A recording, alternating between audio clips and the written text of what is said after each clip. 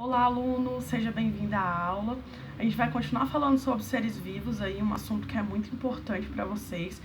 E nós vimos nas aulas anteriores sobre uma classificação, que era a classificação daqueles 5 reinos, né? Então, relembrando, a gente tinha reino animalia, reino plantae, reino fungi, reino protoctista e o reino monera, ou reino das bactérias. E a gente vai ver um outro tipo de classificação aí. Então, pega o seu caderno, faça suas anotações, acompanhe com o seu slide, acompanhe também com o seu livro. Então vamos lá. O conteúdo que a gente vai ver agora é sobre nomenclatura dos seres vivos, que é justamente a nomeação desses seres vivos, né? O nome que eles recebem.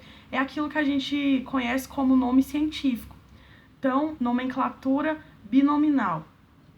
Essa classificação aí dos nomes dos seres vivos, ela foi proposta primeiramente por Linneu. Então ele propôs esse tipo de classificação para que houvesse um padrão no mundo todo.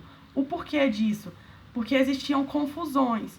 O mesmo ser vivo, ele era falado em uma região, em outra região ele recebia outro nome, em outra região ele recebia outro nome e assim por diante. Isso acontece muito. Aqui mesmo no Brasil, um único ser vivo, ele recebe uma nomenclatura aqui na nossa região, e em outra região, por exemplo, no Nordeste, ele vai receber outra nomenclatura, e na região Norte, uma outra nomenclatura. Então, o mesmo ser vivo recebendo vários nomes aí.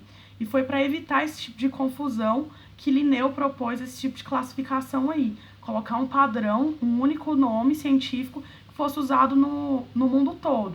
Então, como eu falei, essas confusões aí, como na mandioca, no caso da mandioca. Nós falamos aqui mandioca, mas em outra região eles utilizam o termo macaxeira ou aipim, né? Vocês já devem ter visto isso daí.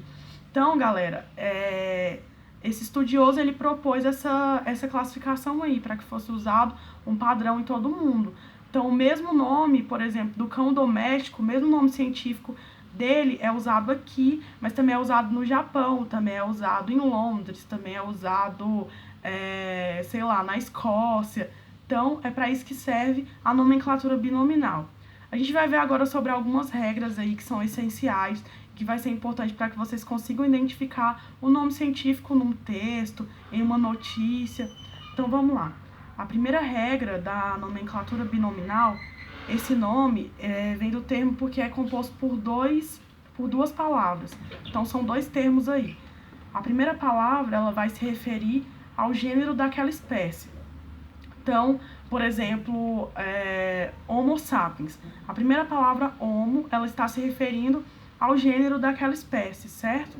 Então, essa palavra, ela sempre vai vir com inicial maiúsculo e normal ali. A gente vai ver mais pra frente outras regras e vai ser mais fácil de vocês identificarem.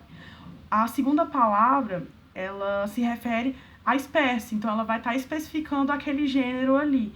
Então, Homo sapiens, o termo sapiens, ele está se referindo especificamente a uma espécie, ok?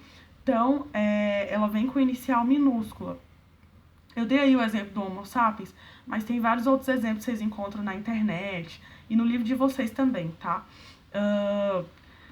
A segunda regra, que é super importante também, é em relação ao idioma. Então, todo nome científico, ele é composto por uma palavra em latim ou de palavras latinizadas. O que quer dizer? Isso e o porquê de ser usado o latim. Pelo fato de que o latim ele é uma língua morta. A gente não tem nenhuma variação linguística mais dessa língua, como na língua portuguesa, por exemplo, que a gente tem aí acordos ortográficos que são feitos regularmente. Então, por isso é usado o latim. Então, muitas vezes a gente vê aí palavras que são difíceis de pronunciar, mas isso é normal, porque é uma língua que a gente não está habituada. E outra regra também é que essas palavras elas devem estar em destaque no texto.